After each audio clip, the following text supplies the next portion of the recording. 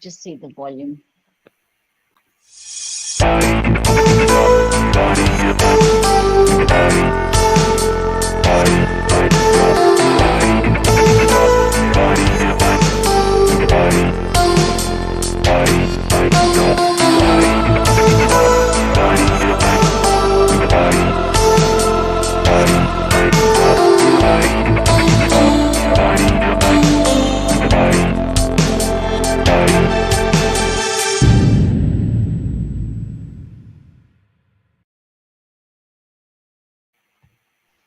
Hi, good evening and welcome to Paranormal Verses, and I just want to thank everybody who's going to be joining us today. I'm not actually on, well I am on, but my face isn't on because I haven't been feeling too well, so I've brought along a special co-host tonight, Matthew Atkinson. Have I said it right this time, Matt? You have, yeah. I think you did it right this time. Yes. So he's going to be asking quite a bit of the questions tonight to the guests. So just want to thank Matt for coming along. And again, also, Kell, I think we ought to point out, since he's on screen, he's the music behind the show. Yeah, that's right. Matt done the music for the intro and the outro, so absolutely wonderful. Thank you. Well, thank you. You're welcome. Also, I have my wonderful co-host, Michael Koff, running things as usual. So we're going to introduce our amazing guest again, who came on last minute for it. The last guest couldn't make it, so we decided to ask Kathrine if she could come on instead. So I want to welcome Kathrine Sorilos. Is that right? Is that how you say it, Kathrine? Sorilos. So it's actually it's Sorilos, exactly. Sorilos, right? Sorry. Yes, Michael got it. Yes, Michael, I'll have to get you to do it from now on. Despite the fact that I'm Greek, it sounds very Italian. Right. Okay. Yeah. I get you. Yeah. So, anyway, thank you so much, Kathrine, for coming back on. We really do. My appreciate pleasure. it. And like I say, we were having a good chat the last time, but we didn't get to fit everything in. So we rearranged for December, was it? We've rearranged for? Or was it November? For Christmas time. Yeah, that's right. But we'll get you on this time as well. So we'll always have a good chat when you're here. So nice. It's good to be on with you guys. I love spending time with you and talking. I mean, the hours just go boom like that. There's not enough hours in our chats. Yeah. I was just pointing out to Michael before, we've had a little bit of a chat with you in the last week about an experience that happened at Matt's house.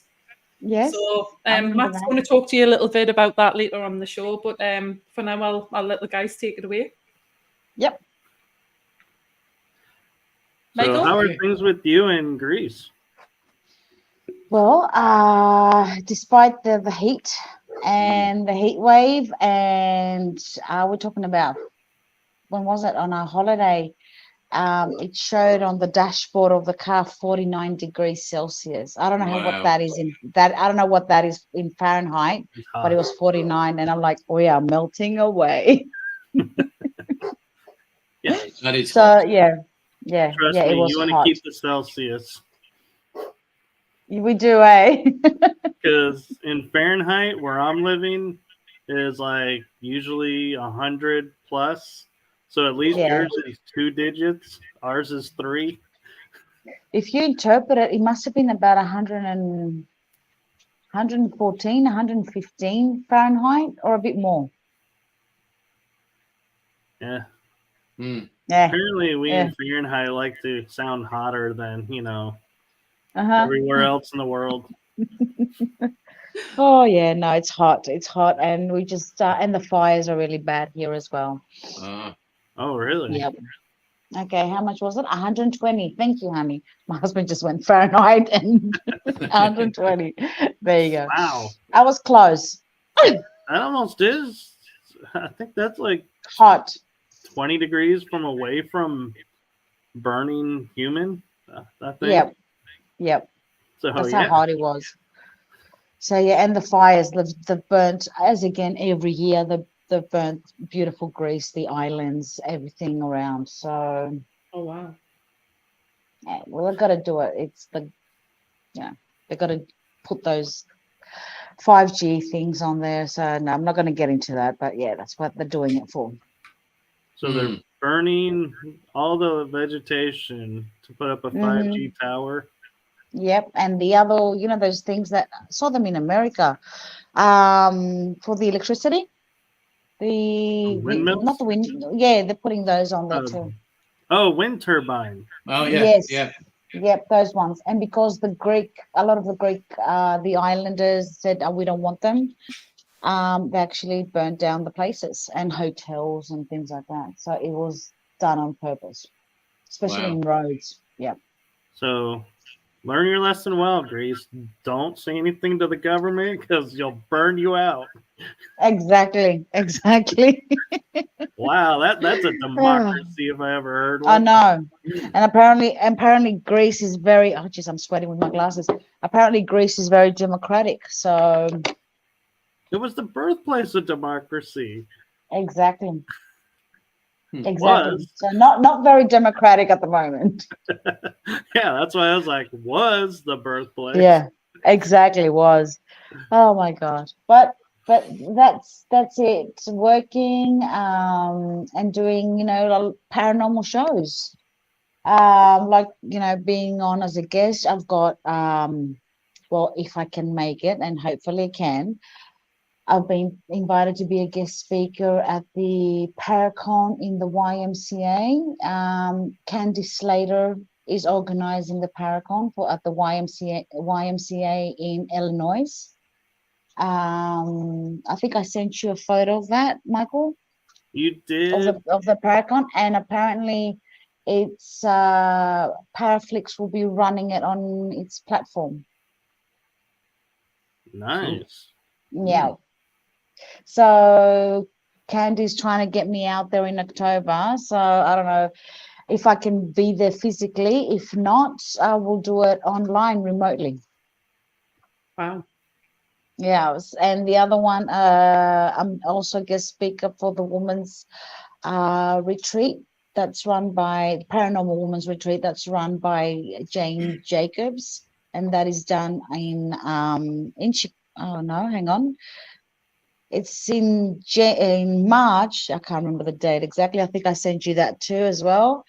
Yeah, in March next year in 2024. So she's trying to get me wanting to, if I'm able to come out there as well in March, but if not, I will do it remotely.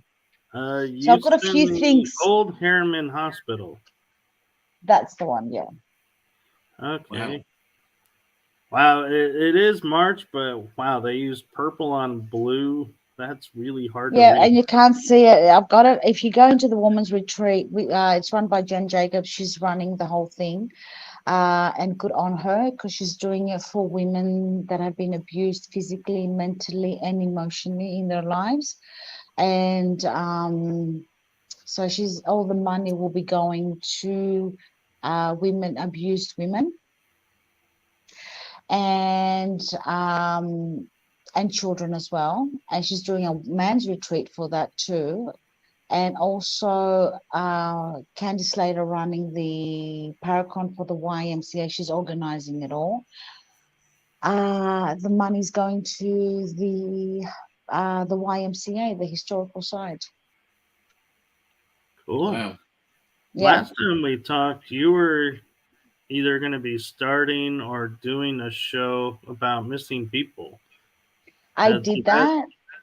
Okay, so how'd that go? That when I was doing that with I don't know if you've heard of him, Grizzly. Okay, he does cryptic stuff and things like that, and he does missing people's cases as well. But it was too late at nighttime, so I did quite a few shows on there doing missing people with other psychics as well. And it was fantastic because everybody was putting pieces into the puzzle. So we were saying same things, like the case, we were only sent a photo of the person missing or a name, nothing else. And through that photo, each one of us was getting the information, and everybody that was getting the information was getting the right information, because it all made sense at the end. When we would Wow. get together in a panel, we'll get together on a panel, and actually each one of us will talk about what we saw, what we felt, how we contacted the person that had passed away, how they contacted us. So I was doing that for a while, but it got to the point where it was really late. Like I would, the time difference would be like 4 o'clock in the morning, and I had to get up for work the next day, so it was a bit late. So I stopped doing that, and then I was on a couple of shows with Penny Shepherd and David Zuplik in Rumble, I think it's called, if I can remember, the Awake Nation.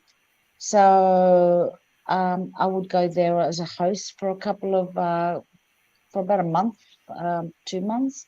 But again, like I said, because I started working, I work at a morning job.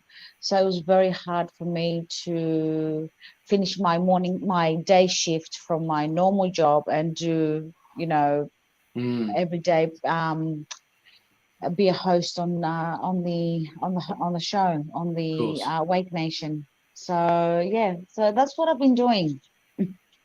Wow. Just jumping on different, different shows, different things. So a bit of everything. Cool. The last time me and you spoke, we're going to mention this. I think Matthew's got the story that he wants to tell about this, but something happened when me and Matt were on video chat last week. Matt, do you want to tell the story? Do you want to go into that now? I mean, yeah, we can do if you like. I mean, basically, yeah, I was chatting to Kell. I think it was Friday actually last week. I was just sat in my kitchen having something to eat, and we were video calling on Messenger, and I saw somebody stood behind me with long blonde hair, somebody that I recognised from a long time ago, and had the goosebumps come up all over, goose pimples come up all over. I was about to say something to Kell, and she turned around and said to me, "Who's that just walked through from your kitchen through to the back office, office room where you live?" And I was like, "Okay, what did she look like? What colour hair did she have?" And Kell said, "Well, she's got blonde hair." And straight away I knew, because that was exactly what I saw. And yeah, and we know what it is, and who it was. And yeah, I mean, Kathrine actually helped me quite a lot with that. It was basically a spirit attachment that I've had for a very long time, a spiritual attachment. I want to say slightly negative, but I don't know, But anyway, I mean, Kathrine really did help immensely, I have to say, and picked up straight away on who it was and what had happened and all that kind of stuff. And I was just completely blown away, if I'm honest, Kathrine. It was amazing. Thank you. And we had to do a little sort of candle ritual. To sever the tie from what had happened. And well, I mean, I hope it worked. I mean, I felt, did. Yeah, it did. Yeah. I can see it in your background. I can see it in your energy as well. You're free. Oh, good. Because as soon as we spoke, I did see that person, and you're free after so many years. It's been a long time. It's been a very long time. Yeah. But I'm I mean, glad. yeah. Wow. Yeah. And yeah, it was amazing. Yeah, Matt actually did say that after he did do the ritual, that the house felt completely different as well. So it did. Yeah, I mean, me and Michael were telling Michael about it before, and me and Michael were like, yeah, and because Matt was like, it's his first time seeing an actual apparition, even though he's been part of the paranormal for many, many years. And it's his first apparition. Set the record straight, Gal. You were talking. He said it was so bizarre, you'll never believe it. Yeah. I said, we're paranormal investigators. We'll believe it. Yeah. Me and Michael's done it for that long. We're like, yeah. We've seen things like that. So, but for him, it was his first actual one. So it was a bit different for him this time. Yeah, because he was strongly connected with that spirit. Mm-hmm. Yeah. It was like there were like, how do I explain it, bonded. One, it was becoming, if he would have left it a bit more, it would have become one body, one soul. And that's what that spirit wanted, till death do us apart. Mm. So, yeah. And so I'm glad and I could help in any way. And that it's like you're free and that person's free as well. Yeah. Which is good, which is what we both want. Exactly, because spirits, when they stay on for a while, after 3 months, they tend to start forgetting who they are, why they're there, why they trapped. And the only thing that repeats constantly, like a loophole, is their last event or whatever made them and drove them to do something or to die or whatever. In your case, yep. So it's like a loophole. So they go back to the last event, the last moments, and they get stuck in that time frame. So they don't get out of it. And the more they stay on, the more they tend to start forgetting who they are, what they are, why they're there. And they start getting angry because they're not getting any feedback back. They're not going forward, and they're not going, backwards either. Well, actually, they are going backwards. They're not going forward to where they're supposed to go. So they're in like constantly like living the what's that movie with Groundhog Day? Is it Groundhog Day? That's Bill Murray. That's it. That's the one. Yeah.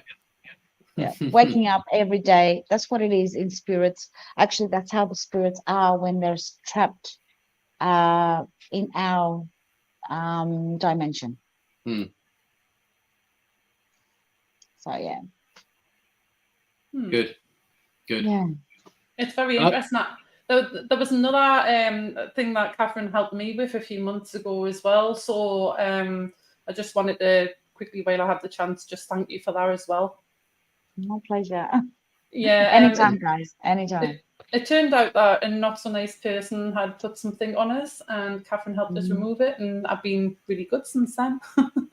Good. Everything's been fine. So, well, let them try again. They won't get that far. If anybody's watching, Kathrine is the real deal, guys. Definitely. Definitely. Oh yeah. 100%. Yep. When it comes to hurting people or I really like, for no apparent reason, like magic, and you know that magic is magic is supposed to be used for good purposes. Yeah, that's my opinion. Right. There's a lot of people. There are a lot of people out there that use it to break up couples. There's death spells, sicknesses spells, and you know what? It will back hexes, curses, and mind you, it will backfire, and it will backfire, and it will backfire 3 times 3 times 3. And not only that, it will backfire not just to you, but to your children and your children's children. So if you're going to be doing magic, use it for a good purpose. Use it to help somebody. Use it to release. Use it to heal. Not to hurt. Yeah, that's true. So, yeah. So, of course, it's going to backfire. Yeah. The last time we spoke also, we started getting into demonology. And I had mentioned about the Temple of Solomon. If you think that's obviously demonology and Solomon's connected. Solomon, okay, King Solomon. King Solomon is, in a lot of religions, he's a saint. Okay. Also, he's Saint Solomon in many, many religions. Apparently, he was very, very close to God. And that the God and the angels gave him a ring where he was able to influence, I won't say possess, but influence spirits to do his bidding.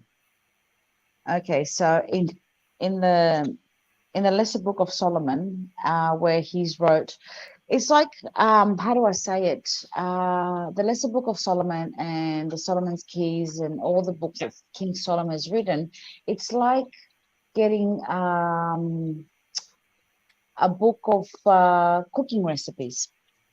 That's what it is. That's what magic is. Recipes. Right. So he used these so-called recipes, or whatever God gave him, and so he was able to, that's how close he was to God and to the spirit. He was able to influence those spirits, the angels and the demons. Okay, so there's 72 demons, and each demon has got its opposite angel. So Michael has Lucifer, Gabriel has I think it says Morpheus, I can't remember. So each angel has its demon, and its demon has its angel. So don't forget the demons were angels as well before they fell. Fallen angels. Did they actually fall, or did they come down on purpose because God sent them down then? That's another story. Okay. I'm with that page though. Hey? I said I'm on that page though. I don't think they fell. No, they didn't. You think they were sent down here? Oh yes. They came down, and they came down as the watchers to watch the human beings. And then they fell in love with the human women, and then they came to make love with the human women. And that's how the Nephilims were born, the giants, the Titans in Greek mythology, the giants in other mythologies, the Nephilims in the Hebrew belief. And with great strength. And don't forget that those angels taught the humans how to fight, how to make weapons, how to make magic. Everything we know, we were taught by them. So they like, that was what they were not supposed to do. That was the apparent sin. They were not supposed to come in contact with human women. They were not supposed to make love with human women. They were not supposed to bore children, to plant their seed. So King Solomon had the so he had the 72. He used to call upon, because each demon has got his own magical power, his own powers. He's got his own things that he can do. Like one is for to find one. Like, I'm just giving examples of a demon to find treasures. So what he'll do, he will trap the demon in a triangle, and then he will be in a circle with an angel, the opposite angel of that demon, so he can control the so he can have the protection of the angel that was the opposite of the demon, that was in the same level, but also to influence the demon to do his bidding. And then he would, apparently they say that he would, after the demon would do his bidding, he would hide them, he would trap them in a copper vessel. And there's your genes. Wow. Your genes Right, in the bottle. Yeah. And apparently they say he threw those all 72 copper vessels in the sea, and in the Black Sea or the Red Sea, I can't remember. And apparently they found them and opened them up, and that's how they were released again. And other people say that it's under the temple that Jesus destroyed, the Jerusalem temple that they're trying. That's King Solomon's temple. That's the one they're trying to rebuild again. Under that temple, you will find, they say that he buried those copper vessels, and also under the temple you will find Noah's not Noah's Ark, the thing with the what's it called, with the 10 Ark of the Commandments. Covenant. The Ark of Yep. the Covenant. Yeah. Wow. Yep. So he had all that under his temple. Which was Well, where the Templars were. exactly. So is that what the Templars were looking for? Yes. Cool. Wow. Fascinating stuff. So, and most of that stuff is at the Vatican. Wow. You hear And so which many we- secrets about the Vatican, don't you? Yeah. Bits that they've Yeah. held on to. You know, not just sort of semi-religious stuff. We're talking about sort of extraterrestrial things as well. That Exactly. apparently the Vatican have got their hiding. So, yeah. Oh yeah, they're hiding a lot of that stuff. And if you see in the sceptress that the Pope holds, you will see 2 snakes together. Yeah, I've seen that one. Okay, so the 2 snakes together represent the Kundalini, represent the man and the woman, represents medicine. It was the god Mercury or Hermes that had the sceptress with the sceptrum with the snakes, both snakes there. So it Wow. represents the male and the female, the yin and the yang, the balance, the total balance. So yeah. There's Wow. a That lot was of until the secrets. medical field got a hold of it. Exactly. Yeah. Yeah. Exactly. So yeah, there's a lot of secrets down there. So in demonology, what to me are demons, if you were to ask me, that's based on Solomon, right? The 72, based on our Christianity. What the Hebrews believe, what the Muslims believe in the jinns. It's a bit of a different story, but very similar. And then, for instance, okay, I believe, me personally, Christianity demonized everything. Yeah. Because I'll get you the demon Phoenix. Okay. Now, Phoenix is a dragon that was believed in China. Christianity wanted to bring down Buddhism, wanted to destroy, like he tried to do. Sorry, I'm Greek Orthodox. Okay, I was born as a Greek Orthodox. I've been baptized, but we believed in the 12 gods. The Italians believed in their gods. Every country had their own religion. So Christianity came into all these countries and influenced them and burned down, broke down everybody's religions. They couldn't touch the Hindus, they couldn't touch the Buddhists, they couldn't touch things like that. So what did they do? They demonized everything. So the Chinese and the Greeks and the Italians, and the Egyptians had the bird called the phoenix. So the phoenix rise from its ashes, etc. So the Chinese still believe in that bird. So what did the Christians do? They made it into a demon, the demon phoenix. Yeah, it seems to be their going theme. Anything they don't like or can't control, that's a demon. Exactly. Everything's a demon. And guys, no, not everything's a demon. I mean, I've been to many paranormal investigations, and here in Greece and in the UK and America. And I've been to some places with, teens where they're like, oh, it's a demon. It's a demon. No, guys, not everything's a demon. If a demon comes, trust me, there will be nothing left from you. You won't even have a speck of your DNA left. Wow. Yeah, that's how strong those entities are. It's not something that they will play around with. The things that might come are lesser entities, non-human entities, parasites, minions, as I would call them, but not actual demons. Yeah. The energy of a demon, don't forget, before there were demons, before they were demonized, they were angels. Hmm. So they have a lot of power inside them still. They still have Hmm. God's power inside them.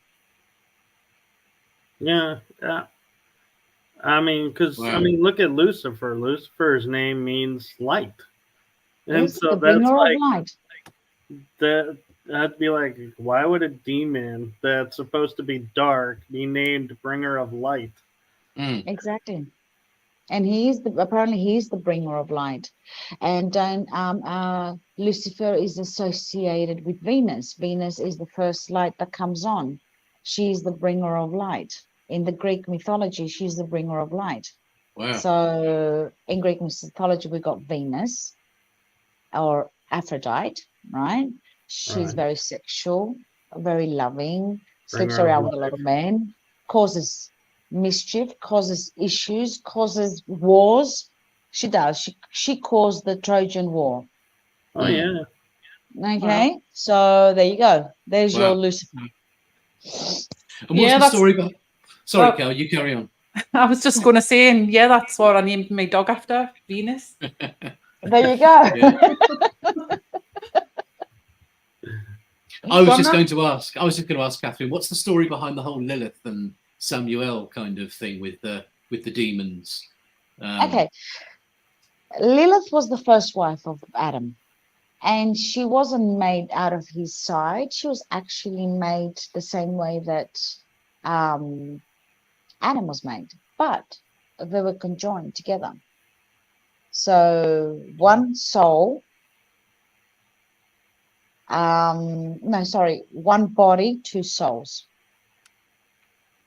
So Wow. in a lot of places, in a lot of books, you will see Lilith and Adam joined together, Right.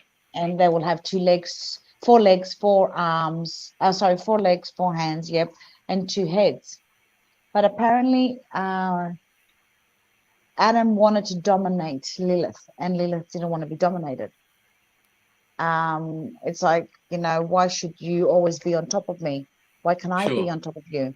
So why can we? She didn't want to be on top of him. She just wanted to be equal. Hmm.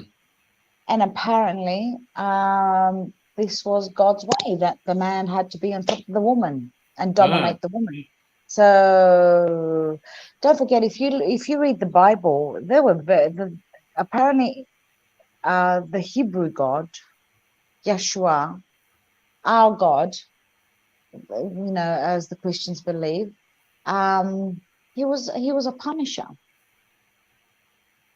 He's destroyed a lot of cities, a lot of continents. He's drowned over and over so many people over the centuries. So he's done the wars. How many people have been killed in the name of God and the name of Christ in the Crusades? Yeah. And I'm going to be burnt tonight. I can see it happening with this conversation. So yeah. So she didn't want it. So she cut herself free from Adam and bid him goodbye. And apparently, they said that's where there's a little gap missing. She left. Okay, and so she came in contact with the demons and had demon children, apparently. Because I've heard she's supposed to be the baby stealer. She's supposed to come along and She steal is. the baby out of, the womb kind of thing, isn't she? Or Yep, something. because apparently this is where it gets really funny, because Samael, which is Lucifer, apparently God sent him, I think God sent Samael to her to return. He sent two angels and she said, I'm not returning. And then she came in contact with demons, and she had demon children, and apparently those angels killed the demon children. And this is where it doesn't make sense at all, because there's a gap in the story. Apparently there were no humans. Okay, it was only Adam and Lilith. Wow. And then and then Eve came. So how come there were demons if there were no humans? Apparently, you know, the angels became demons when they came in contact with the humans and bore children. So there's something missing in the story. I might be able to fill that in. Go on. Because there is like really, really rare texts that talk about the war in heaven, where the angels fought the angels because they were rebelling against what God was doing with everything, and it was before humans, because they said he was wanting to create special race, and they were like, no, we're the special race. Yeah. And so they rebelled, and then they were cast out. Lucifer led that rebellion, is what they said, and Michael was the lead for the angels. And so that's what I was always taught and heard, is why Lucifer is down in hell versus, you know, Michael being up in heaven. Yep. Is because he lost the war. Yeah, that's what we know as well. That's what the story is in the Bible. But this is going way before that war. Because before that war, or actually after that war, don't forget Lot and his wife. Right. When Samael, Lucifer, was still Samael, he wasn't Lucifer, came down to earth and burnt what's it called? Sodom and Gomorrah. Okay, so there were humans then, and Samael apparently was not the devil yet. So see how the stories just don't match. Right. So interesting comment. Yeah, missing links. They're giving us missing links. Well, and also, though, to be honest, the Bible is a bunch of stories that have been compiled in. It's not meant to be a record of history of each day, each chapter. The next chapter is the next day. It's somebody just put a bunch of stories together and made it fit the way they wanted it to fit for their narrative. So that may be too why the gaps, and it's like you're saying, Lucifer is doing this, but then he's this, but now he's doing this. It's like, wait a minute. I don't think they thought about the continuity of the story. They just were like, we want to get this point across. This fits it. Boom. Next point. Exactly. Boom. How many times has the Bible been written and rewritten by human hand? And how many are missing? Even Mary Magdalene wrote part in the Bible, and it's gone. Yeah. Right. And Judas, and so many people have written in the pieces, and not they're gone, but they've been ripped out. Right. So Council of Nicaea was the last one that did it. Yeah, there you go. So he didn't like it. So okay, let's rip this off. I don't like this. Let's take this off. Somebody rewrite the history, please. Yeah. The only history that hasn't been rewritten and is still the same is ancient history, or ancient mythology, if you like to call it. Wow. So yeah, that's what happened to I can't see what people are writing. Like I said, I'm blind. I'm still wearing my glasses, but I can't see what they're writing. But but that's what happened. Lilith went off. She's like, I don't want you to dominate me. So then Eve was made out of Adam's side. That's why men only have two lesser bones on the sides than what women do. Oh yes, of course. Forgot about that. Yeah, and then apparently they say that Lilith came back. Other people say it's Lucifer. Other people say that it's Lilith that influenced Eve to take a bite from the apple, which wasn't an apple, it was a pomegranate. And then you've got a pomegranate, okay, and then you've got, look at how the stories fall together. She was given a pomegranate with seeds, okay, and then who else was given a pomegranate to forget and go down to the underworld? Persephone. Exactly. Mm. There you go. So So- I'm going to pivot for a second because there's a comment that came in the room, in the chat room, but I'm not quite so sure what they're talking about. It's so Samantha Baker is saying my life is short in this world. So we don't I'm glad know. you picked up on that. She asking for help, or is she just talking about something, in the chat room about what we're talking about? if she can abbreviate, and maybe we can help her. And does she feel like her life is short in this world? Is it because she feels it that way? Or I'm sorry, I'm going to get into a little bit of is it like you want to end your life? Is it you're feeling like it's ending? What is it? So we can Samantha, help. if you're still there, let us know. Please. Put in another Yes, comment, please.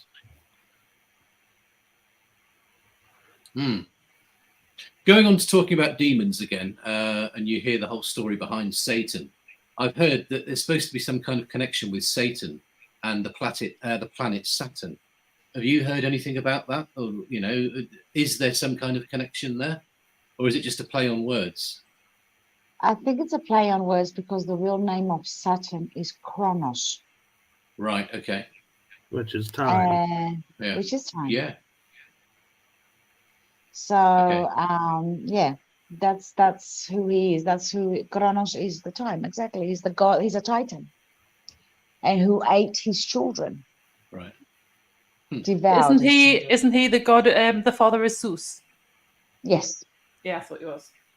Yep. He devoured his children, and last child, which was Zeus, Rhea, his wife, put a stone and acted like it was a baby. Why? Because he was scared. Look at how this all falls in a circle. He was scared that Zeus, that his children will bring him down from his throne like he did to his father, Uranus, right? Right. Because Earth and Uranus came together. Earth and the sky, the father, sky, and Earth, the mother, came together and bore children. Oh. So they gave birth. Earth gave birth to the Titans. Wow. So one of the Titans was Rhea. What's it called? Kronos. There were Atlas. There were many Titans, but Rhea and Kronos came together.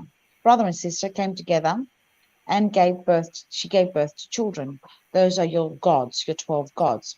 Right. So when Kronos he wanted to bring down Uranus, the sky, his father, wanted to bring him down from his throne. So he apparently stabbed him, and blood fell on Earth, and then there were other monsters being born, etc., from the blood, the connection of Earth and the sky again. So what was Kronos scared of? His children bring him down from his throne. Okay, so this is how it connects with what you just said about Satan and Saturn. Saturn is Kronos. Okay. So, what do they say in history, in mythology, not mythology, in the Bible, that Lucifer was the bad guy that was jealous of the human beings, and because God tried to love the humans more than what he loved his children, the angels. Okay, so and Lucifer said to God, they're not on our level. Humans are not in our level. Okay, so Kronos ate his children, so he was scared of what he did to his dad. He was scared that his children would do the same thing. So that's where Saturn and Satan form something similar. Right. So that's the connection. Okay. So does that make sense? It does. Yeah. Yeah. Wow. Yeah, I just realized, with Saturn being Kronos, it's one of the only planets with the rings around it that we talk about. And how do we measure nature? Through rings.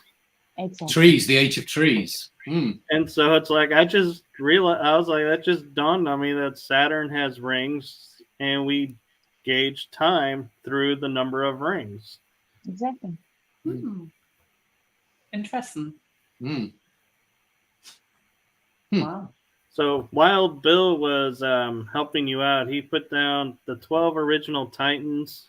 The brothers were Oceanus, Soeus, Creus, Hyperion, Lepidus, and Kronos. And the sisters were Thea, Rhea, Themis. It's been so long since I've had to pronounce these. Nemazine, is it? Nemazine, I think, yeah. Nemesis. Nemesis, Phoebe, and Tithes. I can't see that fast. Hang on, let me just read them a bit more. Hang on. Thys. Okay, so the brothers was Okeanos, Heos, Hius, Hyperonion, Iepetos, ο Κρόνος, η Θέα, Ρέα, Θέμης, Μνημοσύνη, Φίβη και Τέθης. That's in Greek. That's the way to pronounce them, I think. Exactly. Yeah. I liked her pronunciation better. Yeah. So yeah, no, it's beautiful to be able to combine all stories together and all histories and all mythology, and at the end of the day, you know what? They all have the same base, the same roots, and they all connect. That's true. Yeah. Wow. And it repeats itself, it seems, in cycles, because as that history repeated itself, our history as humanity is starting to repeat itself. You can see the patterns since the beginning of our inception of where we go to war, then we get a time of peace, we go to war, we get a time of peace, go to war. It's like a never-ending cycle. Exactly. Isn't it funny how so many wars are based around religion, then, if you look back on it? It always is. I want to say thank you to Bill, who put down the Greek gods, the Greek titans, actually. Thank you. But that's true. Yeah. That's true. All wars are related. Yeah, the Greek gods, though, I always thought it was funny, is Athena of wisdom, that she was a splitting headache of her father, and so he pulled her out of his head.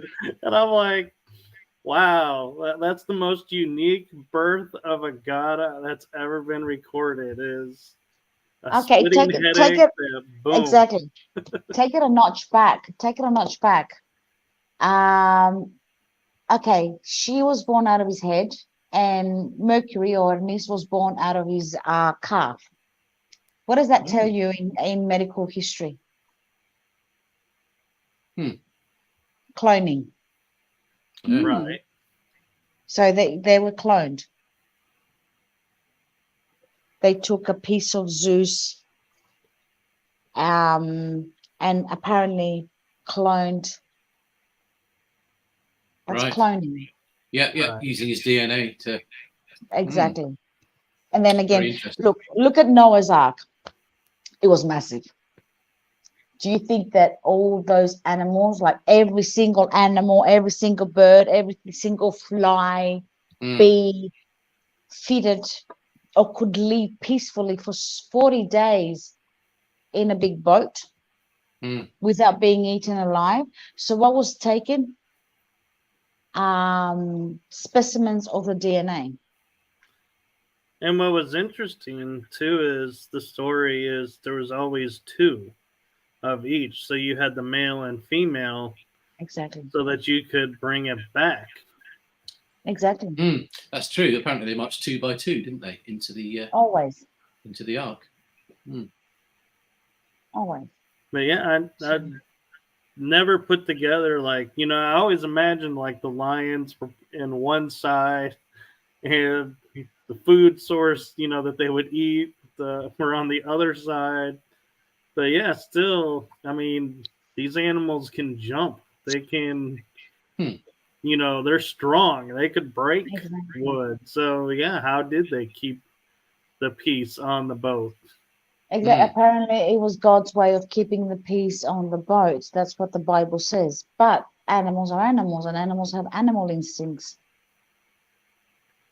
Which, So, that brings up another interesting point of like dragons, unicorns, the creatures that were said to exist but no longer exist. It's like, who was at the ark deciding which species will continue and which ones were deemed, we'll nope, die. not going to come, not bringing them back. Yeah, Mm. exactly. Isn't it a bit funny, though? I tell you what makes me wonder about all of that is that, we're led to believe that back in those days, the Ark was probably some giant, huge vessel that was built from wood. How do we know that mankind hasn't sort of lived before and progressed to a much further level than where we are now? And these arcs were like giant, almost like spacecraft, but designed to sort of be sea-bearing, vessels. Exactly. We've always got this picture in our heads, haven't we, that Noah's Ark was this huge boat made of wood, but who's to say it wasn't something else? And that civilization of mankind has died off. It was killed off, or something happened. A huge natural disaster wiped everything out, or possibly extraterrestrial forces wiped everything out, and we've started again. I've often wondered that kind of thing. No. You're right, because we are the missing link. We are the missing link, because they say that whoever fell from the sky were angels because they were so bright. But were they angels or were they aliens? Aliens, and they exactly. connected with the humans, and we are the missing link. We've got only a bit of that power left. And then again, if you look at mythology, Jason and the Argonauts, Argo, the boat was not a boat; it was a spaceship. Right. So yeah, I'd even argue even the trying to think, the was it the Iliad or the Odyssey where they're traveling between the rock and the hard place, Cirrus, and that's Iliada. It's like every time I read that story, I'm like, there's no way a wooden vessel could sail through those treacherous waters and traverse cataclysm in the water or being smashed against the rocks. And so I started thinking of it in terms of, what if we took this and put it up? What would we see? Black hole versus, what do we call them? The asteroid belt or something, where there's rock or there's something that's going to suck you in and destroy you. I was like, man, they were traversing space. Exactly. Are you talking about Scylla and Charybdis, the one with Odysseus that pulled him in like that? Or are you talking about the one with Jason and Argo where he threw the dove to go at, those rocks, the Hercules rocks in Gibraltar, where that's where he was going to go across to? Is that the one you're talking about, or Odysseus? Odysseus, but it could be both. Odysseus. It could fit both, actually. Because apparently that's where Atlantis is. Yeah, I don't think that would make sense. Was ever on the planet. You've heard different rumors about Atlantis, haven't you? Some people have said it used to be somewhere called High Brazil, which used to exist off the northern coast of Ireland somewhere, or the northwest coast of Ireland.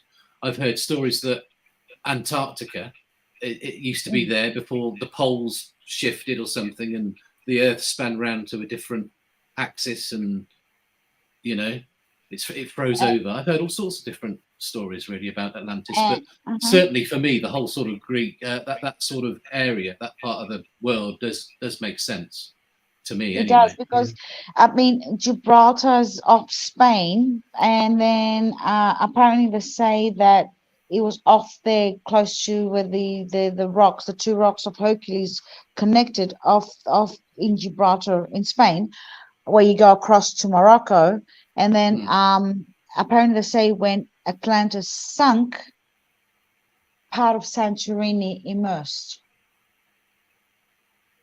The Greek island Santorini. That's what Plato says. So I'm So going to who throw knows? another hypothesis out of that could I love this make conversation. sense is, so if you ever watch the series Stargate SG-1, they did one for Atlantis, where Atlantis was a floating city. And so it could move, and that's why everybody has all these locations saying this is where Atlantis is, because it may have been parked there. And so they wrote, hey, there's this land. And and when a ship takes off over water, what happens? The water rises up, so it would look like it's sinking. Exactly. And it goes somewhere else, it disappears, you think it's gone. And the force of that would push land up, hence Santorini rose. And also the water would be displaced because you no longer had this ship on the water. So it would cause the water levels to change as well. And so, I think we're really looking at a floating city that could leave orbit. And that's why we can't find it today. That's why we have all these ruins, because it's probably where it was parked. Others say it was on a very large, I don't know if you guys have heard this, that the city was built on a large turtle. And your story makes sense, Michael, because apparently the turtle would move and the city would move together. Right. Yeah. And Mother Earth is known as the turtle. I've heard a story about this, and this ties in with the flat earth people out there as well, thinking that we exist on the back of a giant turtle or something. There's a huge dome over the top of us as well. I don't know if anybody else has heard that story before. Yep, I've heard that too. Yeah. So, oh my God. Can you imagine if the earth is flat? I would be questioning that, because as much as we've explored and as much as we're sailing around, how come nobody's ever fallen off? Yeah, true. That's so true. Because of the ice walls, Michael. Ice the walls. ice walls. Kel says the ice walls, yeah. Yeah, so are we going around in circles, or is the earth flat? There's a lot of people out there that believe it is, still. I know. It's like that thing that say who made it first, the chicken or the egg? Yeah. Who came first? So that's another mystery. I'd say the Anunnaki came first. That's why there's both. Exactly. Well, I believe that. If the earth is flat, how do we get extraterrestrials, and where do they come from? Space. What if the world's flat and we've got a filament around it?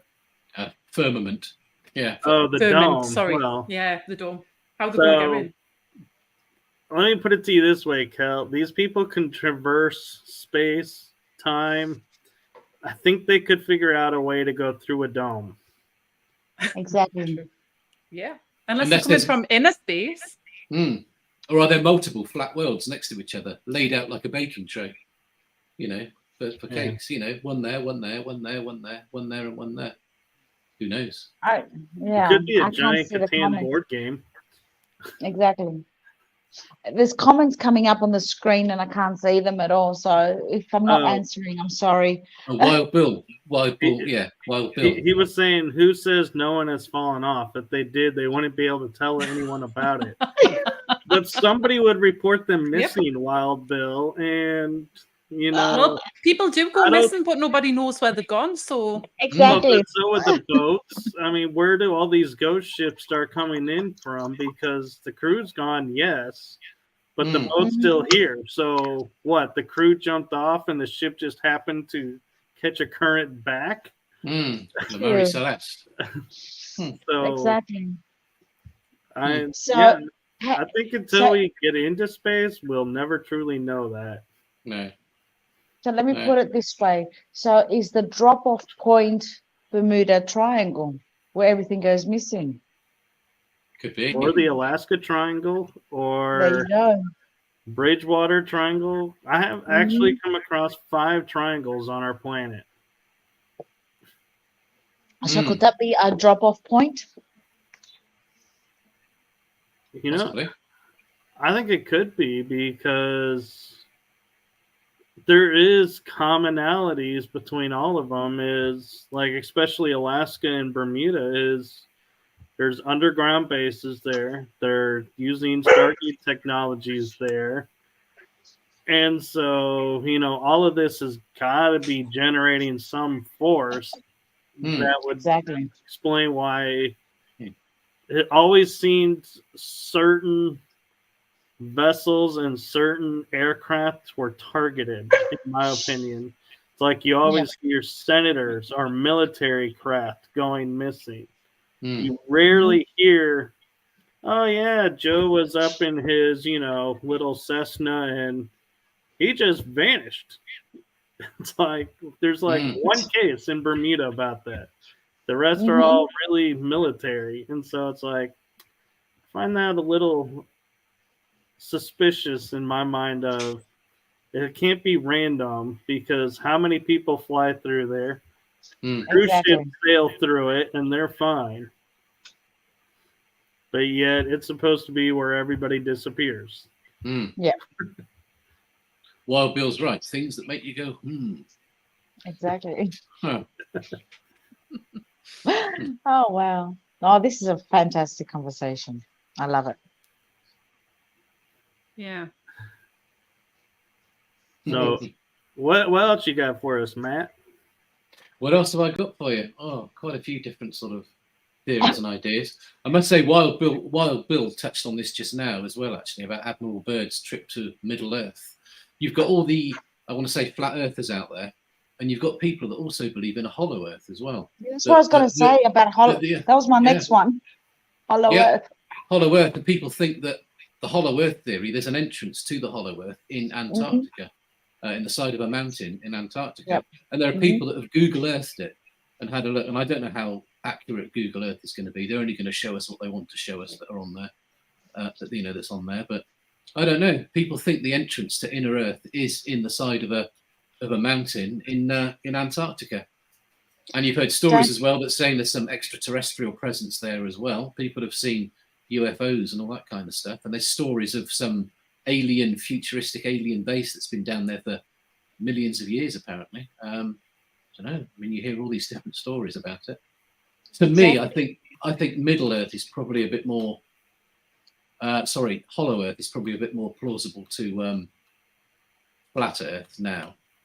And this is coming from somebody that, back in about 2015, when the whole flat Earth story broke on the internet, I actually got quite sucked into that. I was doing an IT job at the time, working nights. And when you're on your own doing a 12-hour night shift with not much going on, I was watching a lot of sort of YouTube videos. I probably shouldn't admit to this now, but I used to spend a lot of time just watching YouTube videos. And I really did get sucked into the whole flat Earth thing. At the time, if you'd have asked me back in about 2015, are you a flat earther? I probably would have put my hand up and said yes. Over the years now, I don't know. I'm not convinced. I'm possibly on the fence slightly about it all, but I don't know. To me now, I think it's more Hollow Earth is a lot more sort of plausible.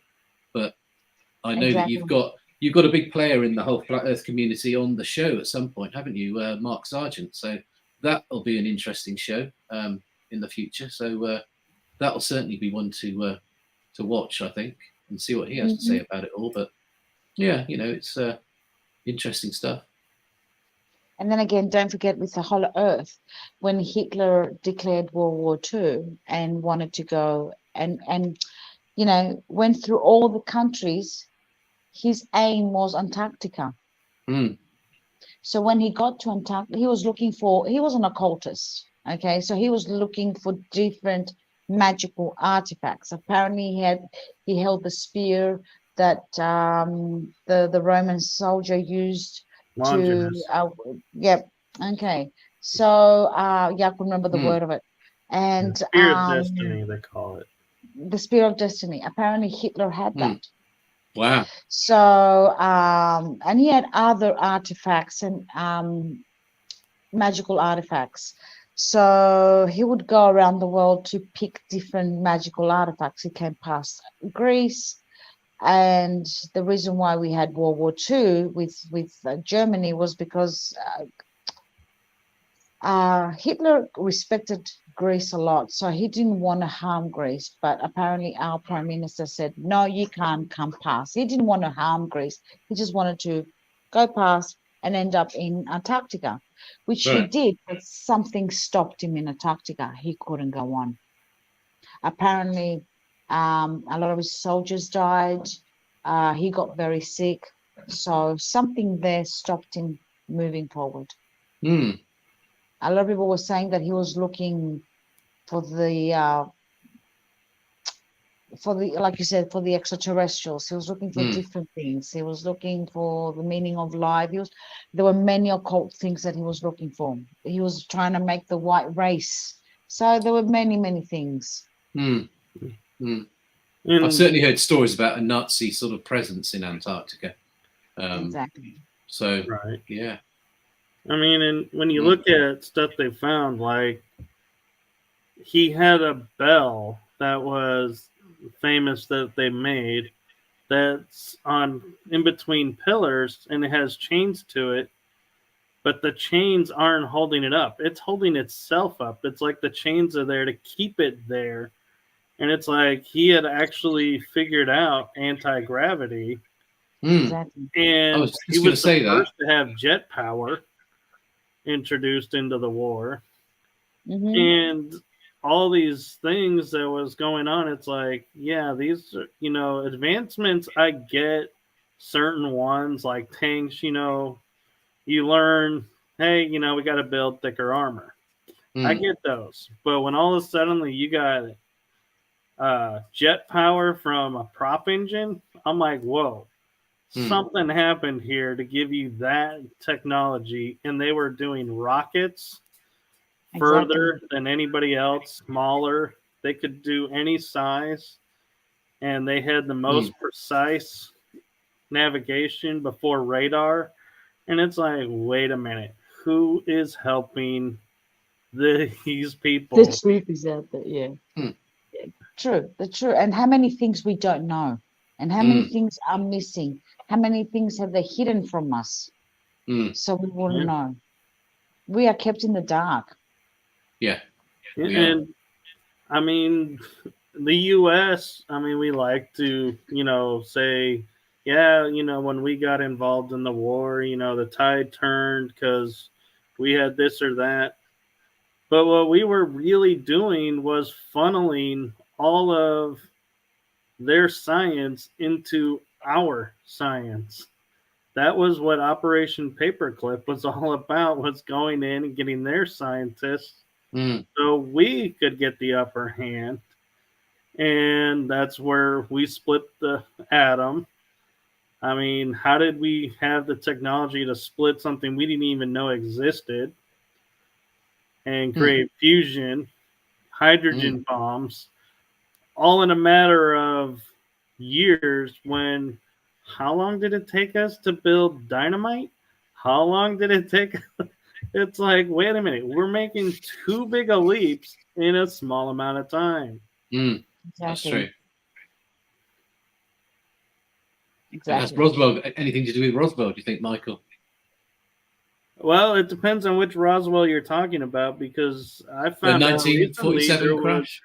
3 alien crashes, and they only try to say the one was weather balloon. It's like that doesn't hold anymore, but yeah, there was 3 of them. I was surprised to hear. Yeah, the locals are like, yeah, there was 3. I was like, wait, what? Hmm. I've only heard of 1. Hmm. So 2 did at I. I the didn't most. know there were 3. Yeah, I didn't know there Yeah. were 3. Well, where were the other 2 then? They were still in Roswell. It's just the government the military got in there and swept it under the rug. as always. And But there's it a went lot of to people. Wright Air Force Base, and I have a guest coming on that's going to be talking about. He went to Area 51 and 54. I've never heard of 54, so I'm interested to see what that's about. But Definitely. talking about Antarctica with the Google Earth, I've seen pictures of Antarctica to where you see the ice and everything. But then there's a big gray box.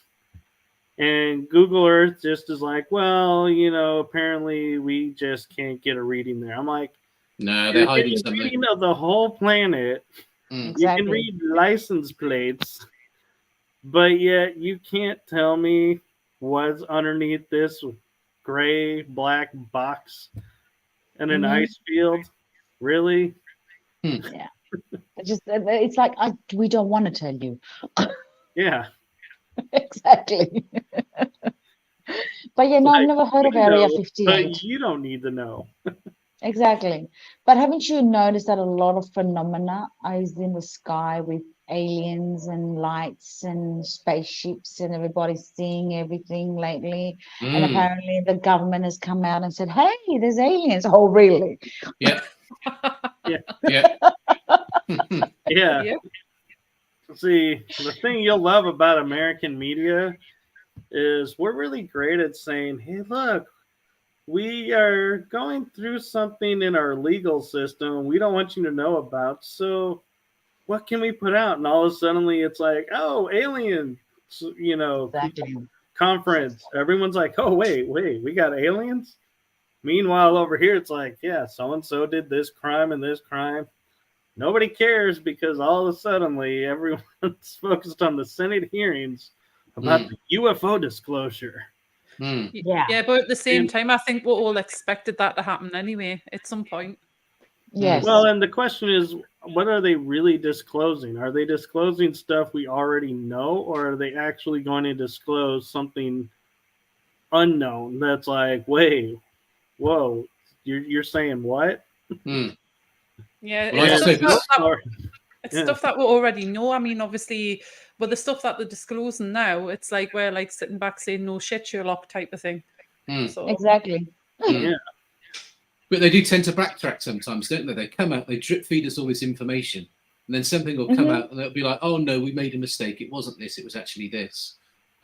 Exactly. It's like the Tic Tac thing that's been in the news for the last sort of few years, which happened in the early 2000s. That's only just come out in the last 2 or 3 years.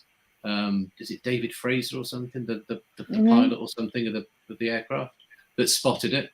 I mean, they are drip feeding us the information, but so I have a couple of friends that I've met and talked with through the secret space program, and they're like, I will tell you right now, if you see a triangle in space in this, in the air, that's ours. We built that. But if it's any other shape, then you got an extraterrestrial. And so it really points out to me the fact of, triangles are a lot of the UFO cases that are revealed and disclosed and making everybody think, oh my gosh, they're coming to do this or that. And it's like, man, they are doing it again, pulling the biggest wool over our eyes of saying, these are our craft. And I know I'm probably going to get in trouble for saying this because his name tends to get a lot of people in trouble, but Trump creates the Space Force. Yeah. And it's like, and before the papers are even signed, we have designs of ships. What branch of military already has hardware designed and manufactured before it exists? Exactly. That's like saying, here's a battleship. Oh, why don't you go create a navy? It's like, wait a minute. So I think that was the one piece of true disclosure that we had is, yes, we do have forces in space. He made it aware to the people. Yes, and he did. the people just like blitzed over it going, oh, he's crazy to have a space force. We don't need a space force. It's like, There's so much that we Fair. don't know about, you know. Exactly. We're led to believe that they're still going up to the space station, and that's as far as we've got, just putting astronauts on the space station and, you know, the odd Yeah. rocket up into space now. But it's not. I mean, you know, you hear all these stories about the secret space program, and it's a smokescreen. They're trying to make us believe that we're only this far advanced in getting people into space, but yet in reality, the technology is 1,000 years, 500,000 years more advanced than what we're led to believe. Yeah, I Right. heard that. Yeah. and like Wild Bill was saying about the flip phones. I mean, everybody says, oh, that's Star Trek. Hmm. Well, where did Star Trek get it from? Mm. It's like, Exactly. Yeah. Yeah. Yeah. I believe as humans, well, if you want to say that the angels came in contact with us and interacted our DNA with their DNA, was it the Anunnaki? Was it aliens? You know, see, angels, Anunnaki, aliens, A, you know, everything's got an A around it, you know what I mean? Hmm. So, yeah, okay, we are the missing link. There's parts and pieces of their DNA in our DNA, but there were smarter people out there that pulled the wool over our eyes and over our ears so we can forget about those powers, because we have those powers in us. We can do things, we can manipulate, we can manifest, we can do teleportation, we can do telekinesis, we can do, and people used to do that in the ancient times, in the ancient years. And now we don't do anything. Why? Because they are putting us to sleep with watching things on TV, with reading, you know, going on the internet or reading things, and technology is not, they're not allowing us to be able to enhance and how do I say it? Not only enhance, but able to reprogram our DNA to its original how it used to be. right. Because I actually read a science report that said we are not a double helix system, that there's actually more than one double helix in our DNA code. Exactly. But it's the 5% that we know about, and they said, well, the other 95% is junk DNA. I was like, junk DNA? Why is our body full of junk DNA? Yeah. It's like, wait a minute. If we're using 5, maybe 10% of our DNA, why do we have the other percentage there?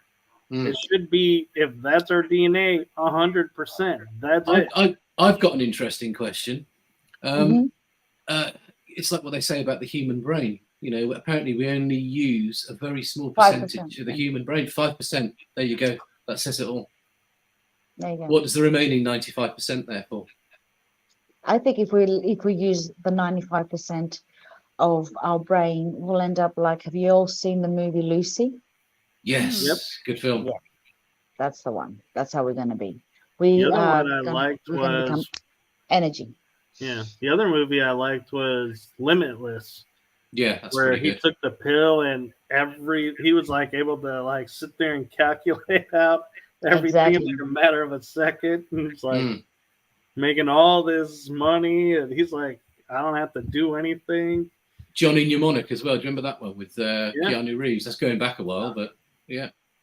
Could you imagine if you could take a drug and it did open up, like obviously the rest of the percentage of your brain? That would be immense.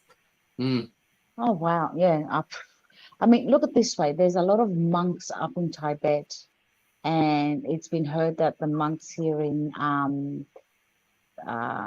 Athos, Mount Athos, and the monks in Tibet, they are actually able to break down their atoms and walk through walls and doors and be in one place and then reappear in another place, like a hologram. So what does that tell you? That all they do all day is, well, pray, okay, and eat they don't eat like the food that we eat that is processed. So their DNA starts cleaning out. Mm.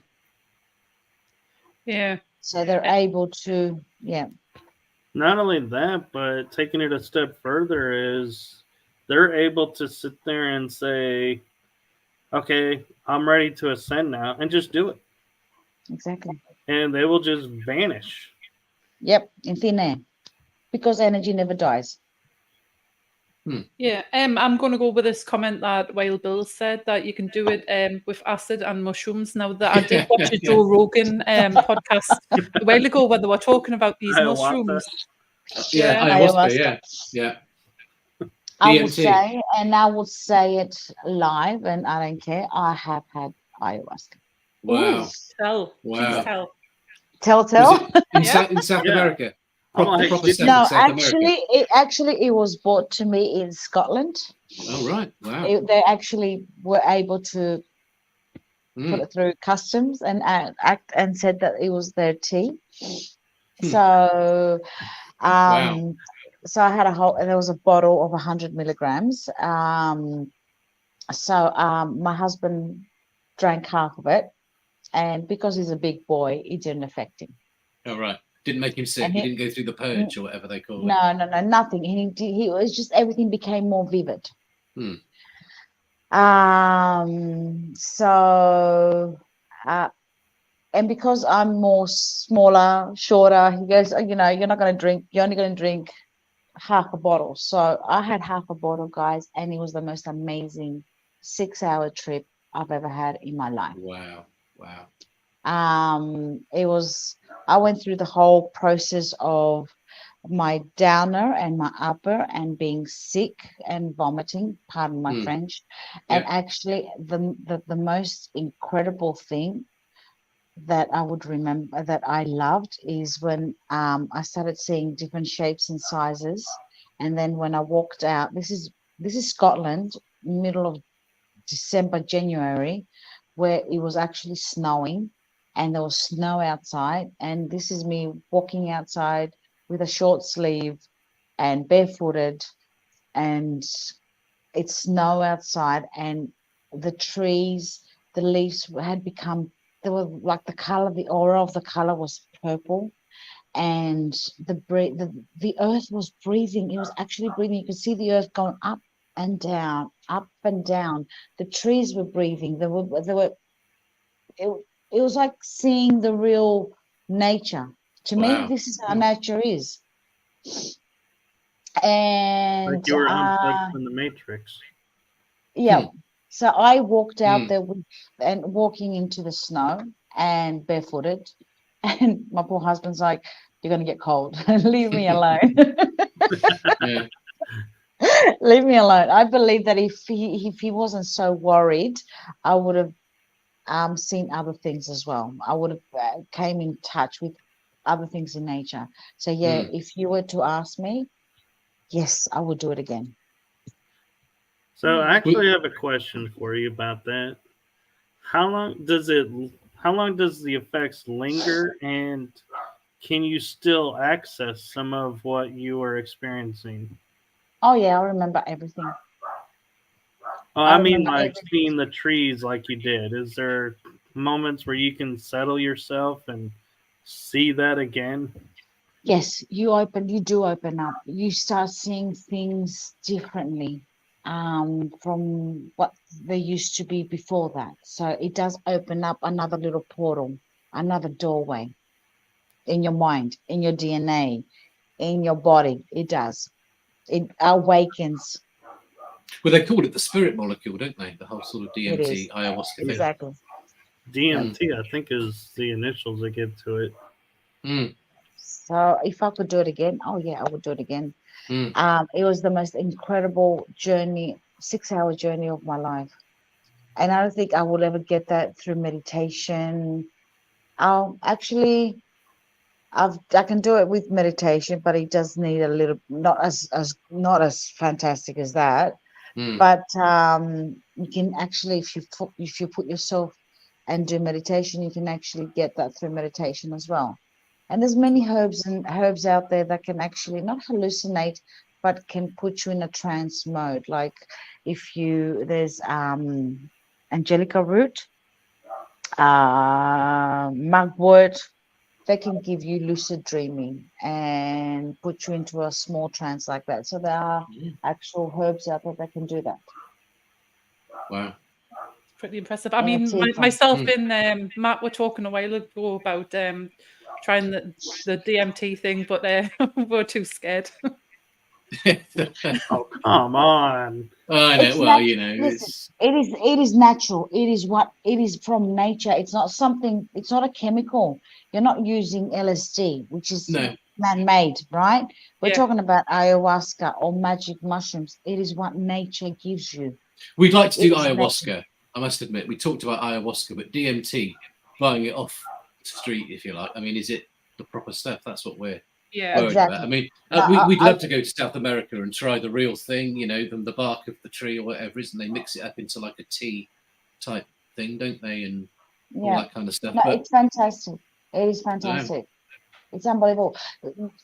Put it this way, I've done my shaman trip as well, and I am on the first level as a shaman at the moment.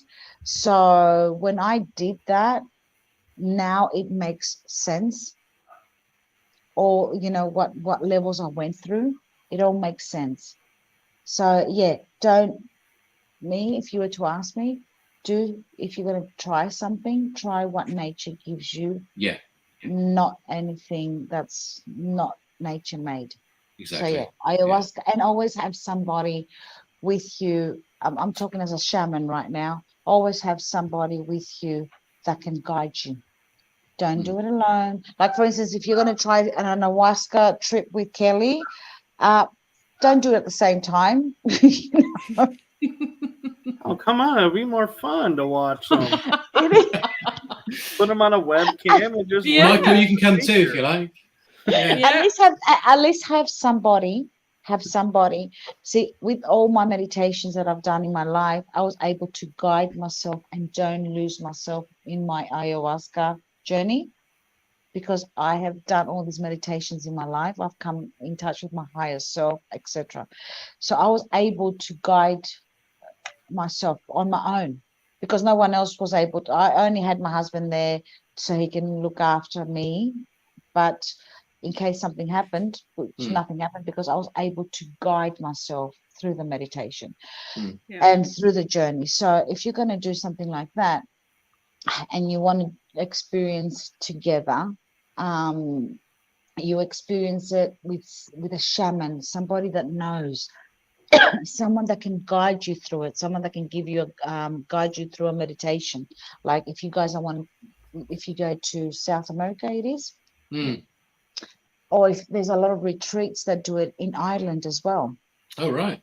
What, the real thing, proper ayahuasca? Yep. In That's Ireland. What we want to try, really. In Ireland. I found it in Ireland, and they take you actually to the forests in Ireland, and I think they do it in some retreats in the UK as well. Let me search it up and I'll tell you. But there's actually shamans that take you through that trip, and you're able to cleanse everything inside out. Interesting. So yeah, is it worth it? Yeah, it is. It's a journey of a lifetime. Yeah. Well, guys, I'd like to keep talking, but we're hitting the 1.5 hour mark. Wow. Yeah. So see how much we're having fun. Yeah. I know. So this will make for a great Christmas episode to continue. It is. Can't wait.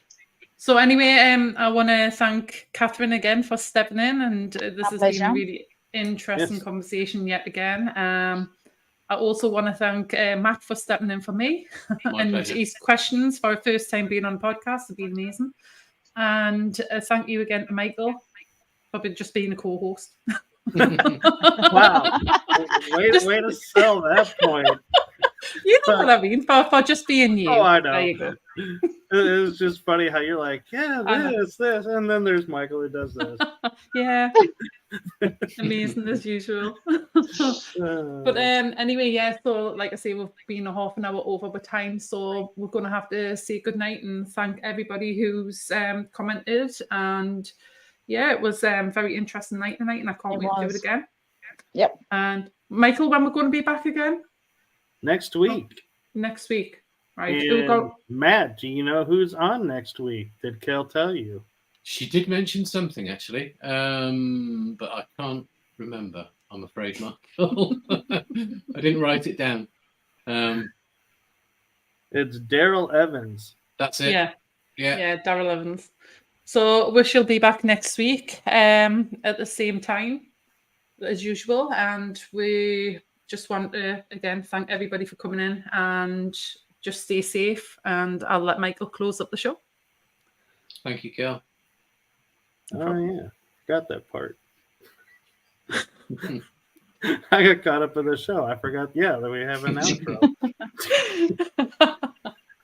All right, here we go.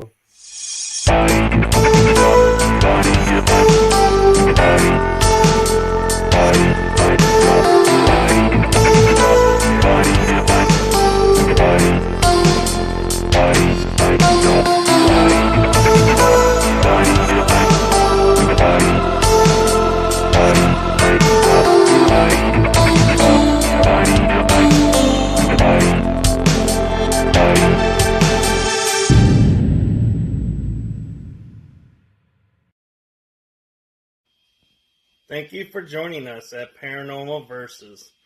Hope to see you on our next episode.